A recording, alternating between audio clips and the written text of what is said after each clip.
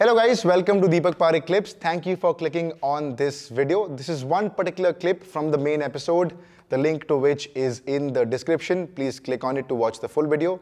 And meanwhile you're here, enjoy this clip. प्रधानमंत्री पहले भी बहुत आए, लेकिन क्या ऐसे चरित्र का कोई आया जिसने गंगा जी में कूदकर और वहाँ मंत्रोच्चार किया हो? कभी देखा कोई ऐसा प्राइम मिनिस्टर जिसने साइंस में भी भारत को आगे लेके गए, मेडिकल क्षेत्र में भी आगे लेके गए, अपनी इकोनॉमी को भी संभालते हुए गए और विश्व पटल पर हमारी सेनाओं का शौर्य पराक्रम ऐसा गाड़ दिया त्रिशूल कि पूरा विश्व त्राही त्राही कर रहा है और कौवों की तरह, चील और चमगादड़ों की तरह छुप छुप के घात लगा रहे हैं। बस किसी का साथ भी दे रहे हैं तो छुप के।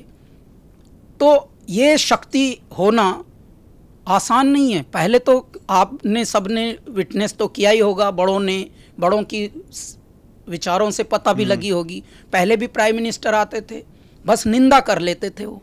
लेकिन आज का प्राइम मिनिस्टर, आज की पूरी सरकार, आज की सेनाएं, अब सेनाओं में कोऑर्डिनेशन देखिए कितना गहरा है। ईगो नहीं खेल रहा कोई कि पता लगा जी वायुसेना का हेड अपनी ईगो में है। पहले तो यहाँ ईगो खिलवाते थे, फूट डालो राज करो, डिपार्टमेंट आपस में कोऑर्डिनेट नहीं होते, डिवाइड एंड रूल, घरों में डिवाइड एंड रूल चलता था। तो जब ऐसा देश हो हमारा, तो ऐसे देश की रूट्स, जड़ें कितनी स्ट्रोंग होंगी। इसका मतलब हमारे पास नियत की कमी थी, ईमान की कमी थी। भगवान ने जगा दिया ईमान। एक पीएम भेजा श्री नरेंद्र मोदी नाम से, चल भाई तू ईमान में रहना, तुझे मैंने अब तैयार किया है, तुझे मैंने ऐसा पकाया आवे में कि तू बस पका भी रहना और उतना भी रहना कि मुझे शेप देने की ज़रूरत पड़े तो मैं देता रहूं। आज देखिए एक छत्र लग रहा है जैसे भारत के दिन है ये। चारों ओर से अंदर बैठे हैं घाती, अंदर बैठे हैं विश्वासघाती, बाहर भी बैठे हैं, लेकिन उसके बाद भी मेरा भारत, मेरे भारत के कुछ ईमान वाले, कुछ अच्छी इच्छा शक्ति वाले इकट्ठे हो गए हैं और मेरे दाता जैसे मेरे भगवान भोलेनाथ, शिव शंकर, ऐसे उनके ऊपर वरद हस्त लेकर बैठ गए कि चलो बच्चे तुम करो, तुम्हारे भीतर मैं बैठ गया हूँ, अब आ जाओ। देख लीजिए आप, किसी के बाप में ऐसा दम नहीं है कि जो अब आंख दिखा के हमसे बात कर ले। मतलब ऐसा कि हम समझ लीजिए जैसे त्रिनेत्र खोल दिया हो भारत ने। अब सबको पता है कि भारत की क्या ताकत है इस वक्त।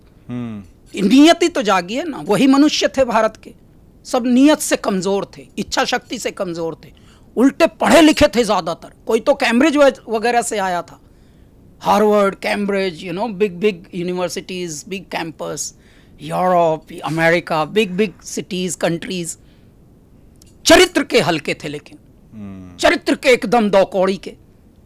लेकिन आज बड़ी बड़ी यूनिवर्सिटियों से नहीं आया हमारा प्रधानमंत्री, लेकिन चरित्र का इतना बड़ा आया है कि भगवान राम का चरित्र दिखता है, मेरे हनुमान की शक्ति दिखती है, मेरे भगवान भोलेनाथ का विवेक दिखता है कि या तो भोले में रहेंगे या फिर आग के गोले में रहेंगे।